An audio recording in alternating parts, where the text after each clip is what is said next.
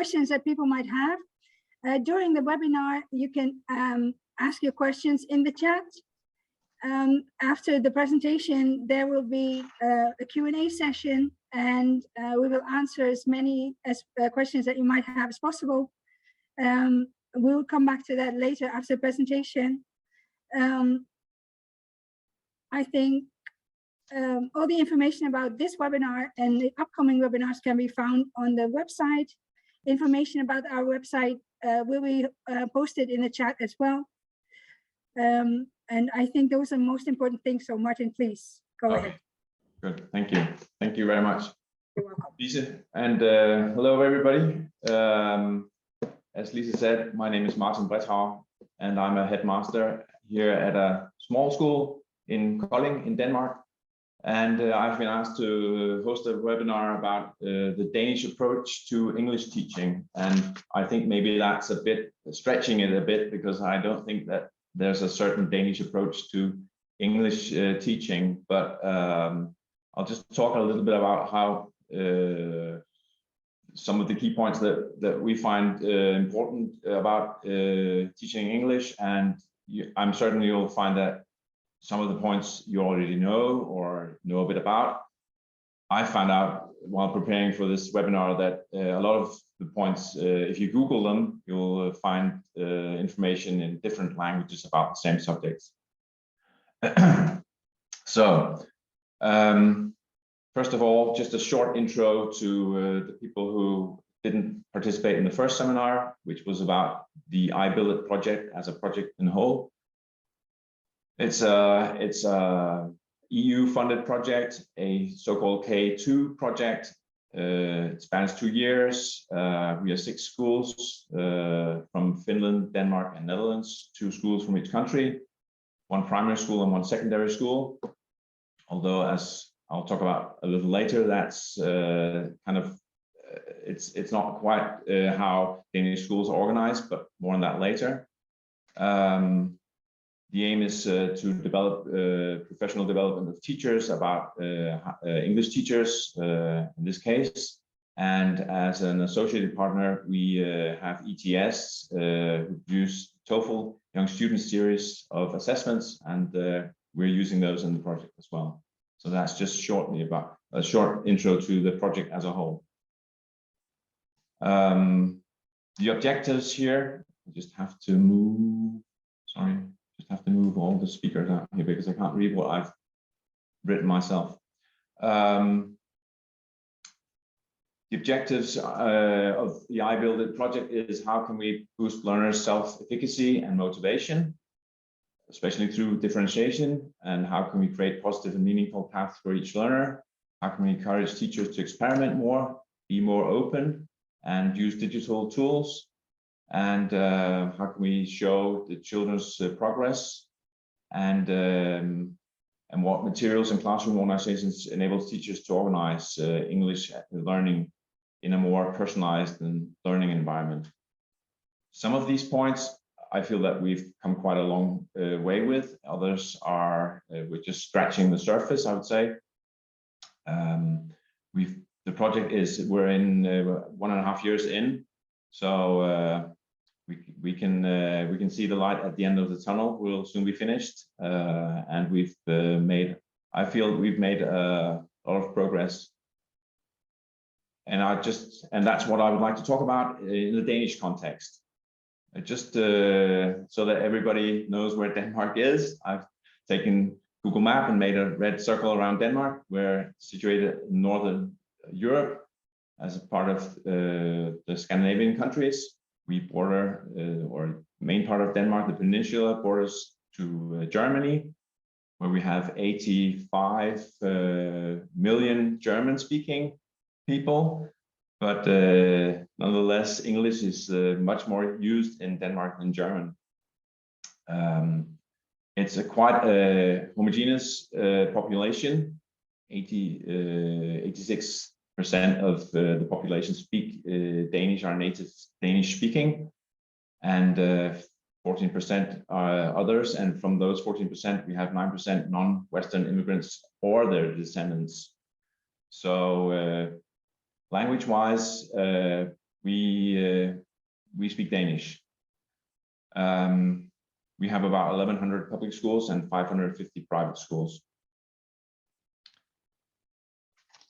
And the primary and low secondary education in Denmark is integrated within a single comprehensive school. My school is actually a primary school, but it's not often that we have schools that only go to 6th grade. Normally they go from 0 to 9th grade or 9th class. Children start school at the age of 6, and there's 10 years of compulsory education and an optional 10th class at the end. And teachers teach subject specific on account of their teachers' education. That's something I experienced while we were in the Netherlands. That's quite different from the Netherlands, even though in many ways Denmark, we have the same size, not nearly as many people live in Denmark, but we seem to have a lot of similarities between the Netherlands and Denmark, but that's not one of them. Our teachers have specific subjects that they learn in the teachers' education that they teach in. So now we're talking about English language teaching specifically. It's taught from 1st to 9th class. It's I can't remember how many years it is since we switched from 4th class to 9th down to 1st class. It's in a decision was made, I'm sure, because so many Danish children are quite proficient at speaking English already when they start at school. So it has proven to be a really good choice to start at 1st class. Teaching differentiation is key, since schools are not allowed to divide classes into different levels. Again, something that I experienced with my visits to Dutch schools, where they have different levels. That's something we're not even allowed to have in the Danish school system. We can have periods of weeks or maybe a month where we can divide pupils up into different levels, but we can't organize it permanently. In a number of years, 10, 15 years, we've had a national test in Denmark, and for the last 4 or 5 years, we've had a national test in English as well, which was in 7th class, but that has recently been abandoned due to the political, there wasn't the policy has changed radically in the last few years in Denmark concerning primary and low secondary school. We had a lot of tests, and now we're going in the opposite direction. So the national test in English has been dropped. So the first and final test we have in English is an oral and written exam at the end of 9th class.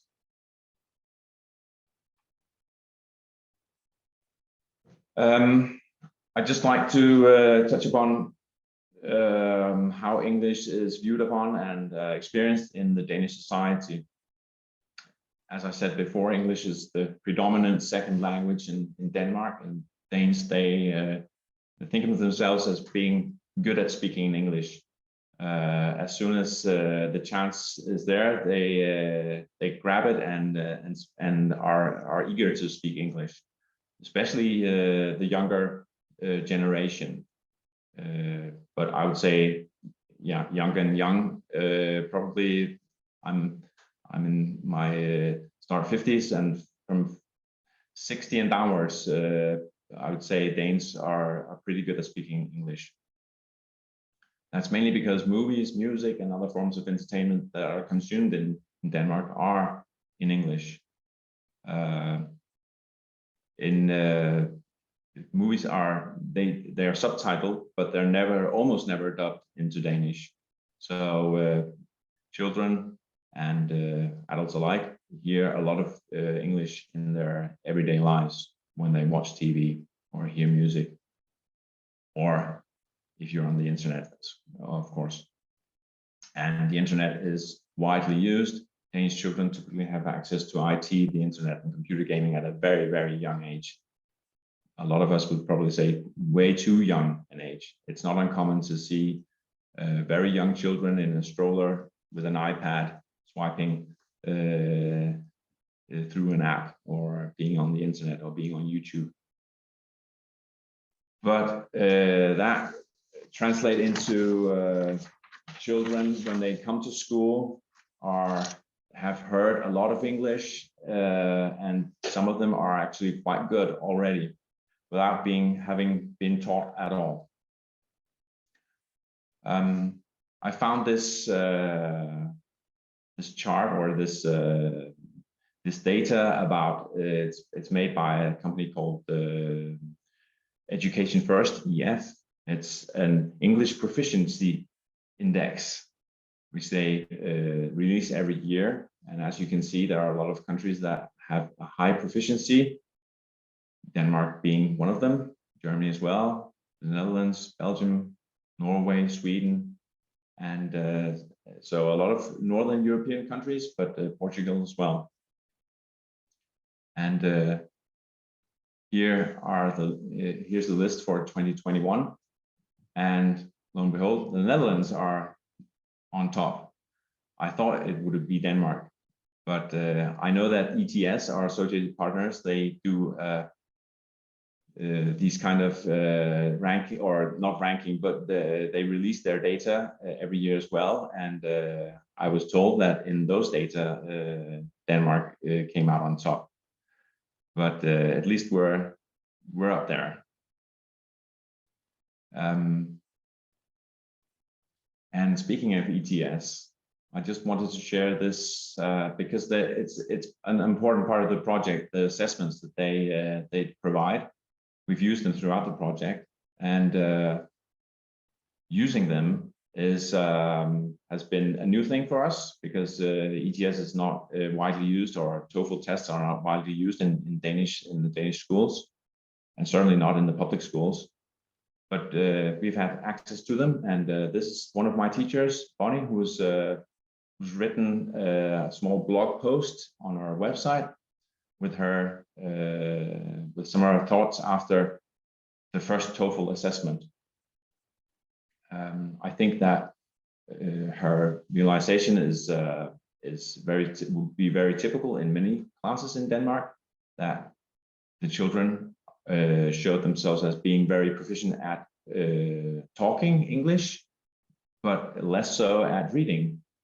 So after the assessments were made and Bonnie got the results, she changed her teaching, and they read a lot more in class, and luckily she saw the results at the next assessment that the children had gotten better at reading. And I think maybe at the end it says, one of my students said, "Before, I never read the text when I played my online games, but now I have found out that I actually understand most of it." So the assessment was able to shift focus, not only for the teacher, but in the end also for the pupils. They had competences in reading that they actually didn't know. These are the national objectives for teaching English in Denmark. It's of course to gain linguistic, textual, and intercultural competences, and to be able to choose appropriate language learning and communication strategies. That's I don't know if they are placed in order of importance, but of course that's the important thing about learning English, to be able to use the language, but also to experience a sense of purpose and enthusiasm regarding English through varied work methods and IT and media, interdisciplinary cooperation, and international contacts, which this project, in regards to international contacts, actually has given us a huge opportunity, and which we've also used to our benefits. I'll talk about that later. and then to gain insight into how people think and live in the English-speaking world, so they can so the Danish children can become familiar with their own culture and interaction with other cultures. So that's what we're aiming at with English teaching in Denmark. And then you can say, what does English teaching look like in Denmark? And I found this photo, and it's not hard to see. It's an old photo. It's actually from 1937. The children are sitting nicely at their desk and reading. I'm not certain that they're reading English, but they look well behaved, and just like to point out that the girls are sitting at the front and the boys are sitting at the back. So in Denmark, we talk a lot about at the moment that the public schools are emphasizing competences that girls find easier to comply with, and boys less so. And that shows actually through the whole academic line that girls are overtaking the boys in all academic aspects at the moment. But already in 1937, the girls were sitting at the front and the boys were sitting at the back. So now I guess the next picture is taken from a modern classroom, so it must look something completely different. Well, there's color on the photo, and it's taken from the back, but there's still a teacher standing up at the front, and everybody, all the pupils are sitting at desks and on chairs and putting up their hand and waiting for turns. So maybe not so much has happened in the classroom. Well, now they're sitting on the desk and not behind the desk always, so a little change. You can see there, younger pupils. And when we look in a classroom with older pupils, they have IT readily available. I think if you took a picture in the classrooms of my school, they would be already in fourth class, third class. They would be using IT regularly in the classroom. So that's, now you have a sense of what does it look like in the Danish classrooms. I just have to get my notes for a moment. So I'd just like to repeat the objectives of I Build It. We want to boost learners' self-efficacy and motivation through differentiation. As you saw before, children sitting at desks and putting up their hands maybe doesn't quite translate into, is that differentiation? Could we do more? Probably. And is there a positive and meaningful path for each learner? It looks more like classroom teaching. That's a cultural thing, I think, in Danish schools at least, and we think it has values, and we don't want to give it up. But maybe we don't have to make classroom teaching in every from morning to evening or from morning to afternoon. And how can we encourage teachers to experiment with more open, engaging, and digital English classrooms? Well, we saw computers, so that's we're on our way. And are the children's learning progress visible? We didn't see it on the pictures, at least. And but materials, classroom organizations that enables teachers to organize English language teaching in a more personalized learning environment. Well, IT is certainly an aspect of that. More on that later. So we're semi on the way in Denmark, I would say. One of the important new not aspects, and I don't think it's new. When I talk to people who teach at the Teachers College, they say this is not new. That we've been talking about this for the last 10, 15 years. But I think still it's newish in the public schools, in the teaching, is that we have to emphasize that foreign languages are taught to be communicative and functional instead of being structural. This goes for every foreign language that we teach, whether it be French or German or English. There's a huge difference between teaching German and French and teaching English, because the children come with a much higher degree of readiness and competences in English than they do in German and French. So I would say that it's easier to be communicative and have a functional language view in English than it is in the other languages. This seminar is about English, so I'll take my offset in English. I don't know if the slideshow will be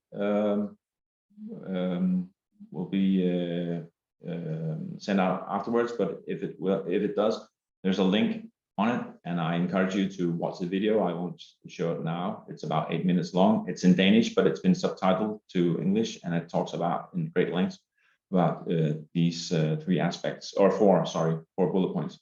I'll just try and talk briefly about them. Language is for communication, and that's its function. So in order, or instead of concentrating on form and grammar, it's more engaging and it's more motivating to focus on how do we use the language, what do we use it for, how do we communicate, who do we communicate with, what do we want to say, instead of how do we say it correctly, how do we spell it, and so forth. Because if you make it very important that you say it 100% correctly, or you spell it 100% correctly, a lot of children will fear that they're not doing it correctly, and they will rather say nothing than say something. So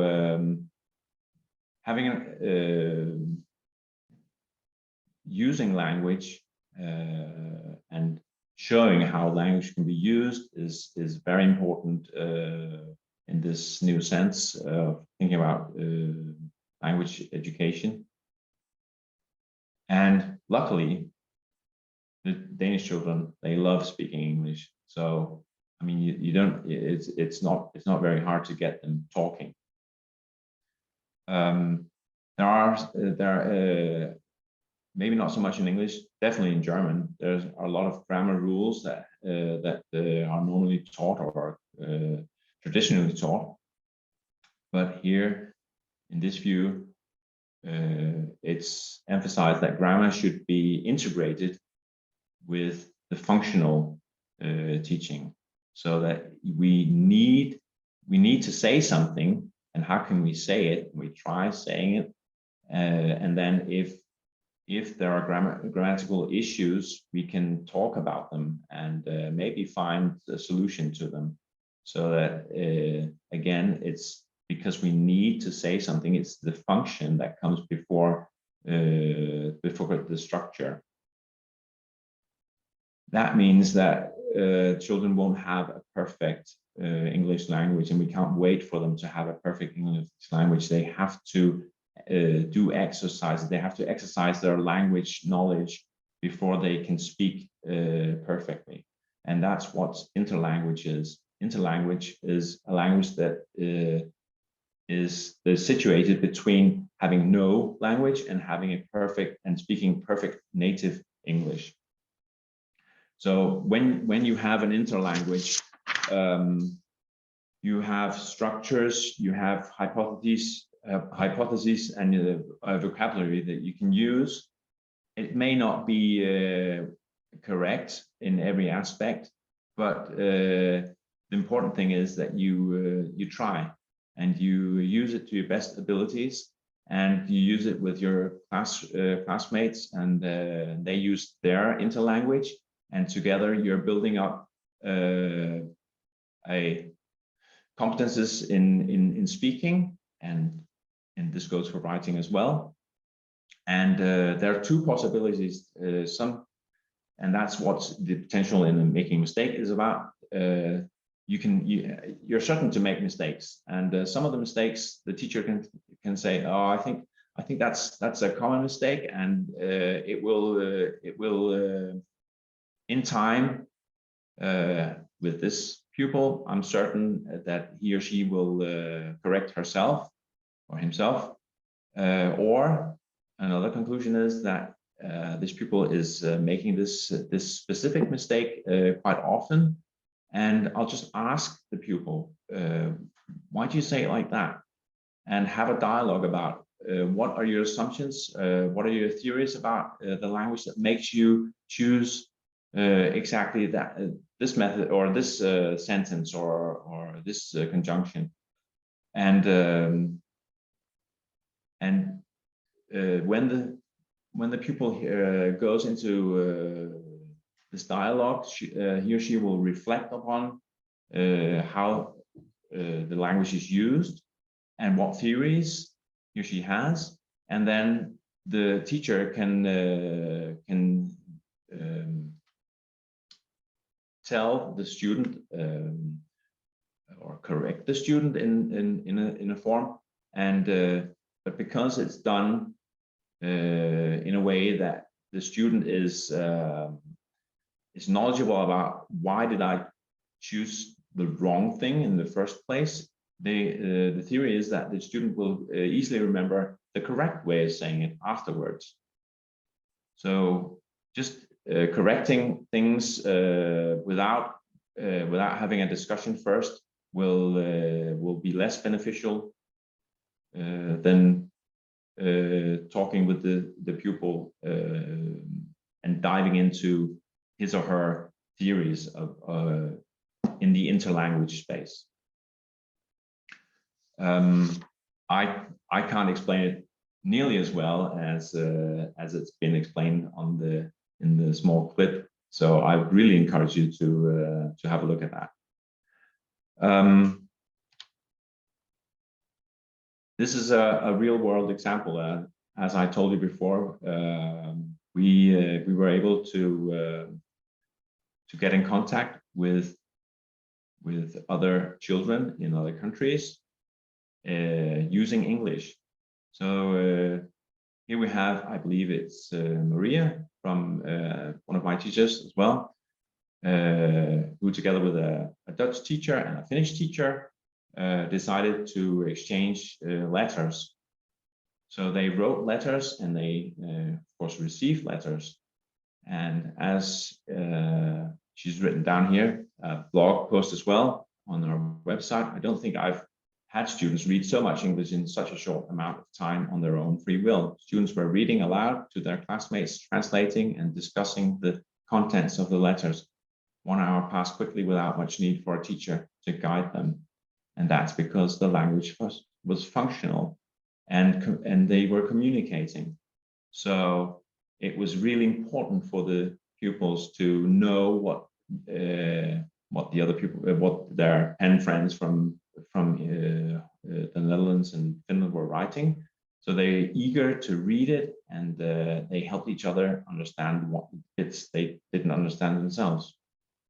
So there's a huge amount of motivation and learning eagerness, just asking to be used, and when you look at language teaching that way.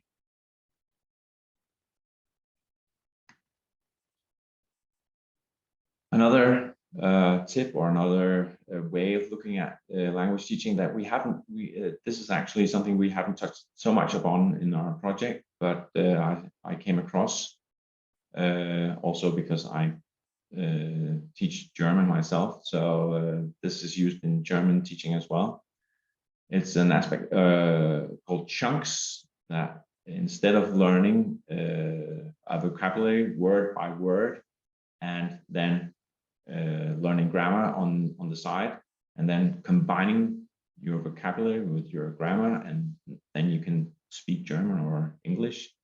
Instead of doing that, the chunks theory says that it's much easier and it's much more natural to learn a language by learning phrases, meaning-bearing, prefabricated multi-word phrases. That's in fact how you learned your native language. When you were very small and you heard your parents speaking, you tried to say the same or some of the sentences that they said, and you didn't know any grammar, you didn't know anything about language teaching. You just copied what you heard, and that's in essence the theory about behind chunks. So if you are exposed to small sentences or parts of sentences that are readily used in English, the theory is that you'll pick them up and you will start using them yourself, and you'll be quicker at communication. About it's easier to say something that's useful, and you can start communicating. So in essence, people pay attention to what makes sense, and communication makes sense because it's useful and fun, and chunks quickly makes you able to communicate, and that therefore chunks make sense and the pupils remember them. And again, the concept of chunks is not something uniquely Danish, not at all. You can Google the word, and there's a lot of videos and written information on the web from all different countries, especially English, native English speaking. So I'd encourage you to look it up.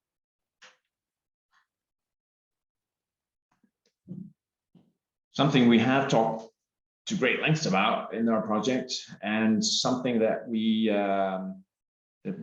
touched upon, especially when we had a teachers training workshop in Denmark. In this project was how to engage pupils, and we invited 3 teachers who gave us workshops in how they engaged their pupils. They were all 3 English teachers, and the first one was about using logbooks and having a very autonomous outlook on teaching, and letting the pupils go with projects, the projects that interested them. The second was how to get the functional approach going in the class, how to have active children or active pupils in your classroom. And the third was how to utilize digital technologies. I'm missing a picture. I don't know why. Oh, there he is. This is Frank Lacey, who told us about his quite unique logbook method. I've copied a schedule from his PowerPoint. He showed us here. This is class 4B and week 11, and these subjects are subjects that are being taught, or at least or the subjects that his pupils are interested in and working on. So it's very, as you can see, it's all over the chart. It's from Australia to CSGO, to space, horror, film, and so forth. So in small groups, and I believe there was, no, they're all working together. Oh, sorry, no, Icon is working on Turkey alone, but they're working on their own subjects, and they're making projects in English, written projects or videos or all kinds of different projects at the same time. And I believe Frank must be almost an octopus, because he has to be able to help all the children with very different projects at the same time. But he said that it was doable, and because the children or the pupils are so invested in their projects, they are eager to learn, and they are very self-motivated. On top of these projects, or as a kind of control mechanism or a way of having them work with organize their own work, he has the children writing logbooks as well. I have the pictures here he took of how the logbooks look, and as you can see, I believe they are in 4th class, so they've had English for 4 years, and they're really writing long passages in their logbooks, and he showed quite a lot of examples, and they start out really primitive, but they quickly get better.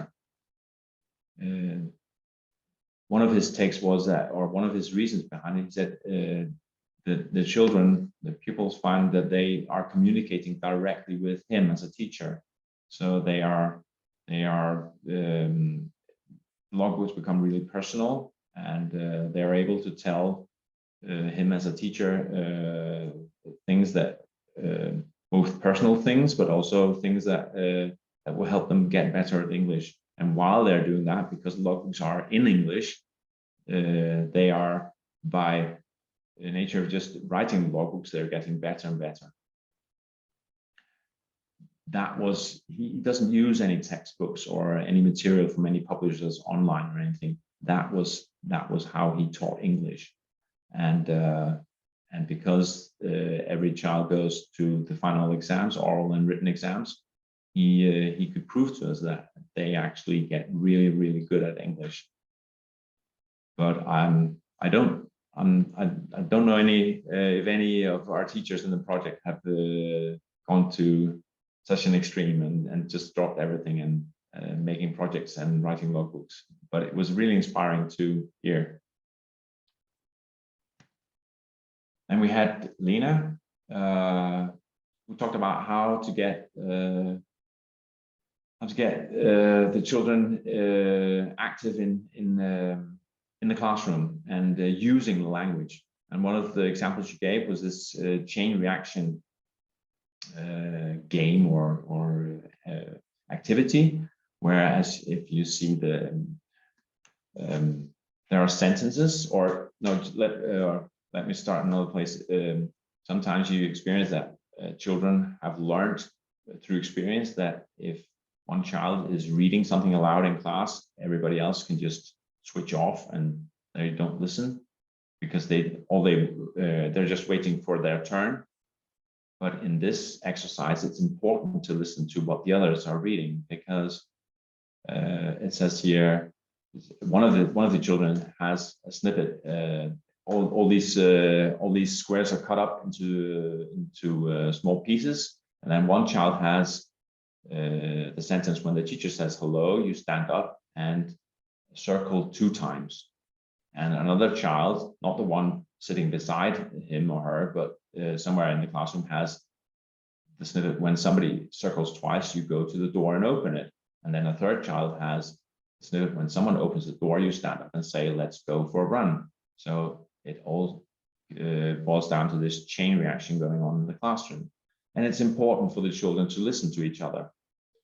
So in part, you get them to read out loud and clear, because everybody has to hear it and everybody's listening. So that was just a small, simple exercise. And then she had this one: write a happy story in 3 words. So if you, I mean, it's quite, it's an exercise that can be done quite quickly. I was thinking that we could do it, but I think I'll just pass on it now because time is running. But let's see what her students got. a happy story. Coronavirus is defeated, or my pizza has arrived, or tomorrow is Sunday.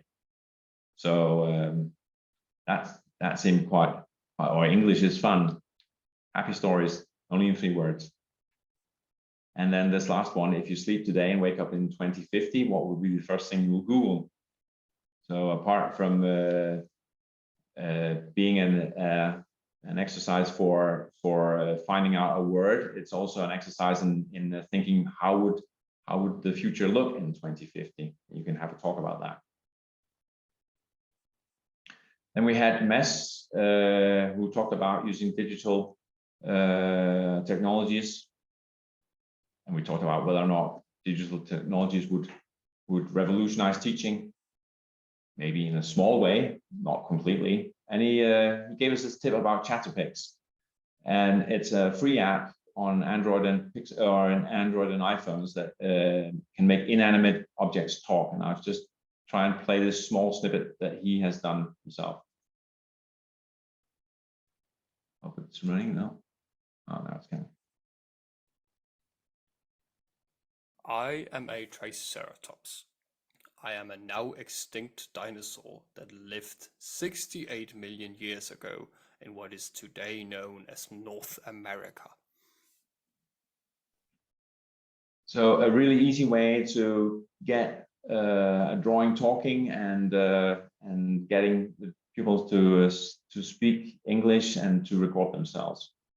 And because they're not recording them with their own face video, it's more it's easier for them they don't feel the pressure as much as when they're being filmed themselves. No, I have to go on there. And then he talked about if you have older children, they're used to watching YouTube movies about all kind of things, beauty tips and so forth. So he had his pupils making videos themselves in English about different subjects, and they've seen them on YouTube, so they know what they look like and how they're supposed to be. So it's quite easy for them to make something that looks good and is watchable.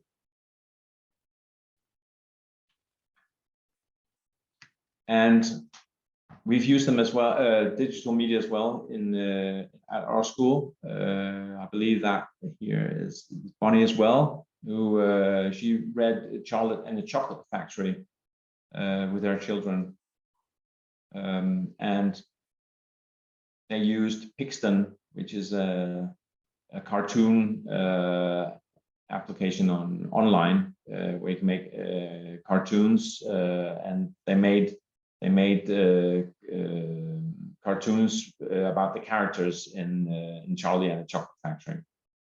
You can read more about it on our blog.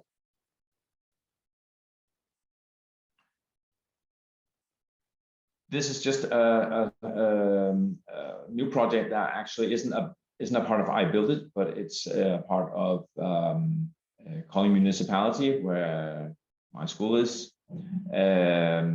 They're training foreign language teaching advisors. The fact is that apart from English, all other languages, the interest in speaking German, French, Spanish, and so forth is dwindling very rapidly. And schools and universities and lawmakers are trying to find new ways to strengthen foreign language teaching. And one way is to have foreign language teaching advisors at every school. The aim is to have coherence within and between foreign language subjects, so that English, the good ways of teaching English can be used in teaching German as well.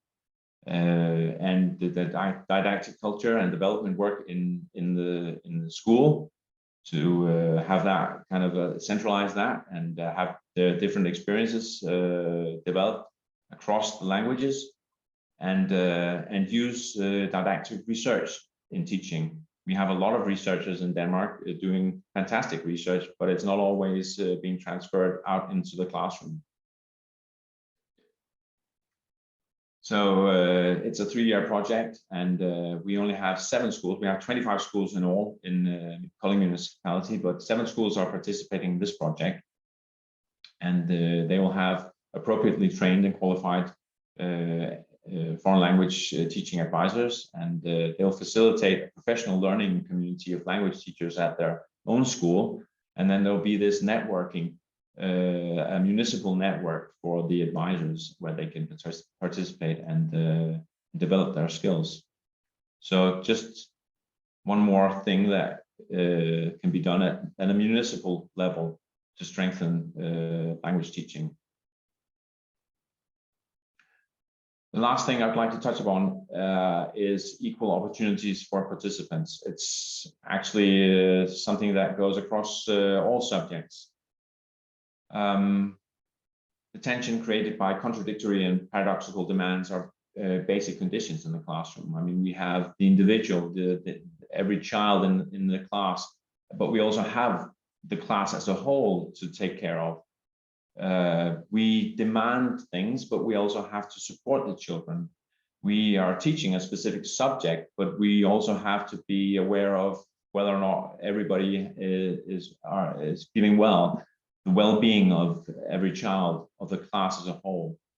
And we tend to like to have control as a teacher, but we also need to release our control in order for the pupils to be active in our teaching. So these are paradoxes in a normal classroom, and if you don't take action on them in some way, they can paralyze you, and you kind of just hop around, or you just think, okay, control is better than release, so I'll just use control. The theory is here that if you look at it like a balancing board, and as you can see up to the on the right, I've written some of the paradoxes on the balancing board: the individual contra the class, and control and release across each other.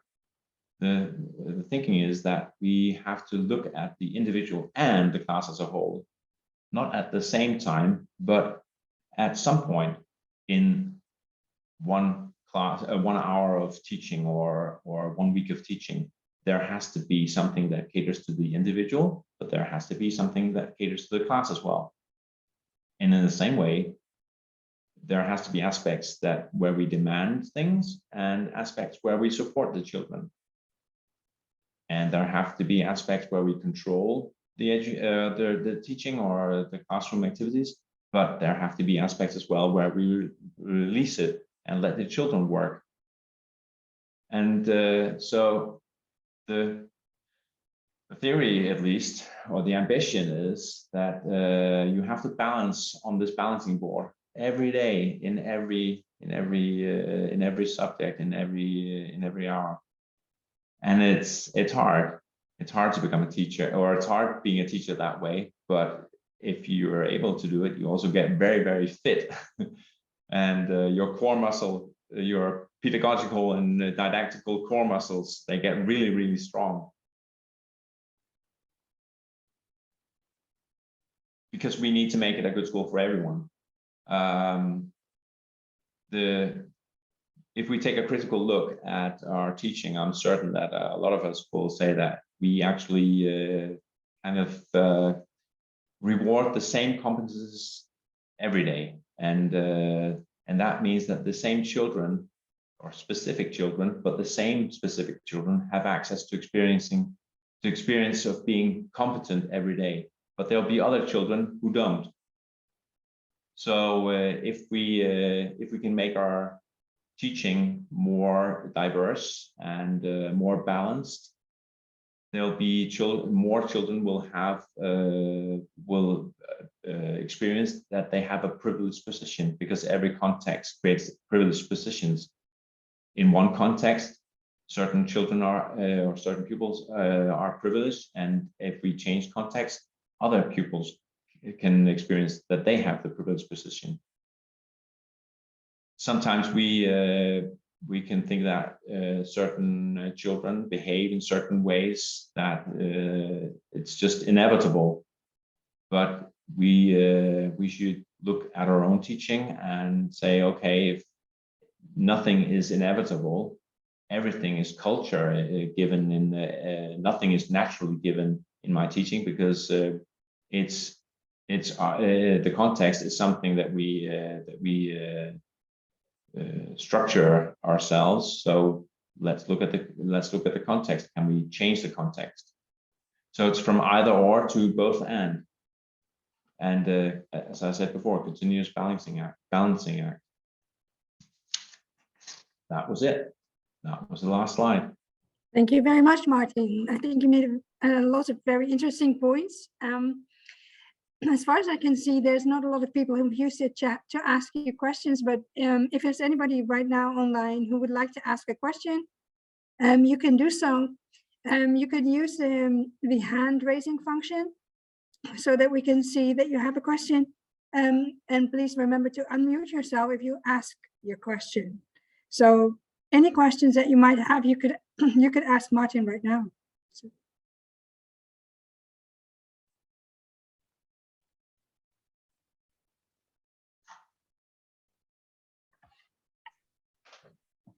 I think everybody's blown away, Martin. Yeah. It was only supposed to last about half an hour, 35 minutes. I've gone way over time, I can see that.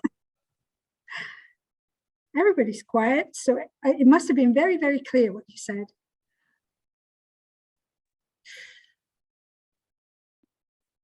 Maybe I can just jump in and ask a quick question, if you don't mind. My name is Aylin. Hi, everybody. Hello. Hi. Turkish. I was interested in the chunk learning theory you were talking about. Would you like to elaborate on that a little bit more and how it works in English, especially at lower levels? Well, I think that if you're interested in chunks, I would advise you to look online and see some of the videos. There are really some excellent videos. I mentioned it because I found it really interesting for, well, I found it interesting as a German teacher actually, but if I look at how the Danish children learn English, they have passed, or they kind of, when they start school, they've already have a lot of chunks, because they've heard so much English from a very young age. So yeah. I think actually in a Danish context, chunks is less interesting. But having been to Finland and the Netherlands, and maybe a lot of other countries, I think it would be useful there in English teaching. Yeah. I mean, as far as I know, if I may comment on this myself as well, add a comment, if you allow me. Actually, that theory is more and more emphasizing that we do not learn rules. We actually, as you have said, we learn chunks, and from chunks we derive grammar rules to be later on used at the next abstract level. So it's very important actually to underline this, that we learn bits of language rather than rules of language. This is probably why it is very important to expose students to phrases that frequently appear, or words that frequently appear together, as they call collocations, chunks, and etc. This is how they say we arrive at things like, like put it on the table is a sentence, and it is just understood as one structure at the beginning, put it on the table. But later on, it becomes put it on the desk. So that table becomes kind of a rule, more flexible part. And then, we later on learn, leave it on the table, things like that, everything starts as a chunk, even the sentences, they say, in a way. So I found it very important to underline, as you have did. So thank you allowing me to share this. You're welcome. I think it's important for children to have a functional knowledge and not just a declarative knowledge, because if they can tell us about the grammar rules but can't say anything, I mean, they can't use the grammar to anything functional. I mean, what's the point of that? Yeah. maybe it's a stereotype, but that's something that's been told of.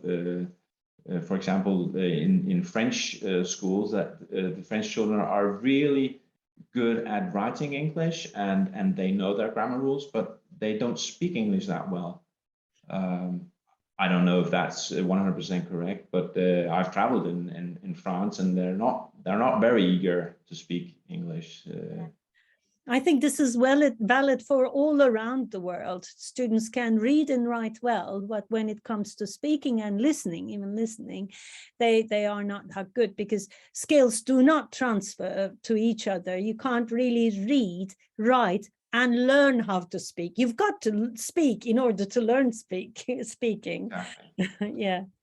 All right, And in Denmark, it's the other way around. I think that what we found through the TOEFL assessments was that we thought we were good at English, all aspects of English, but we were better at speaking than writing, definitely. Mm-hmm. That's great. And you tend to do the things you're good at instead of the things that you don't succeed. Writing can be learned later on, I guess. All right, thank you.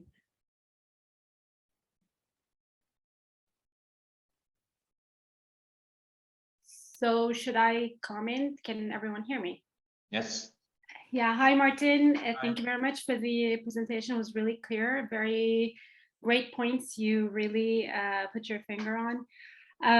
Just apart from what Einar also mentioned, I think exposure in Denmark, as you mentioned, in the cinemas and the ads and everywhere, the kids are exposed to a lot of English. So that's why probably speaking, with the receptive skills being activated, the speaking comes along with it. So I guess that's an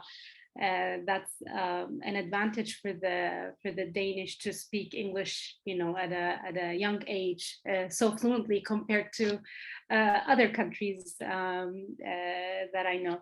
So my question was, apart from this, at some point in your presentation, I think you mentioned about talking to the students about their mistakes. Yeah. So that's something I was wondering, are we talking about the primary level? Are we talking about the middle school? Because in my opinion, talking about mistakes to primary kids is not really, I didn't really get back anything from it when I was doing teaching. So rather, I would always not just point on their mistakes, but I would just rephrase the mistakes that they made and just have them hear the correct way of saying things or the correct answer, but without having them realize that it's a mistake. As in it's in our, you know, when we learn our mother tongue, the same thing. So I was wondering your opinion on that. I think that it would be children of the age of I don't know, 10, 11, 12 years old. You could probably speak with them about what were you thinking, or why did you write it like that, or I think you have to you have to try it out because it's also how you formulate your question. I mean, if they can kind of hear that behind your nice speaking voice you're actually criticizing them, they'll react to it. So yeah, it has to be appreciative and open. But I agree with you that with young children, it's best just to repeat what they've said, but maybe in the correct manner. They'll pick that up. Yeah. Yeah. Okay. Thanks a lot. You're welcome.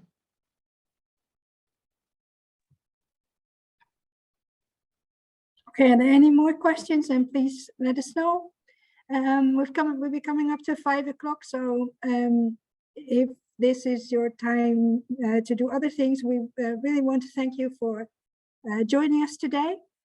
We hope to see you again in 2 weeks' time when our next webinar is on the agenda. You can find all the information in the chat function.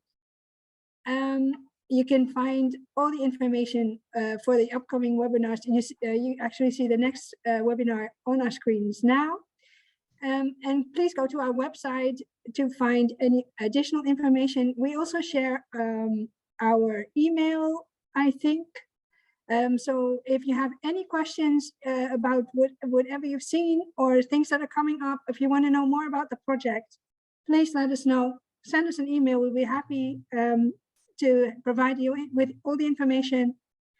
And we hope to see you again in 2 weeks' time. So thank you very much for joining us today. Thank you. Bye-bye.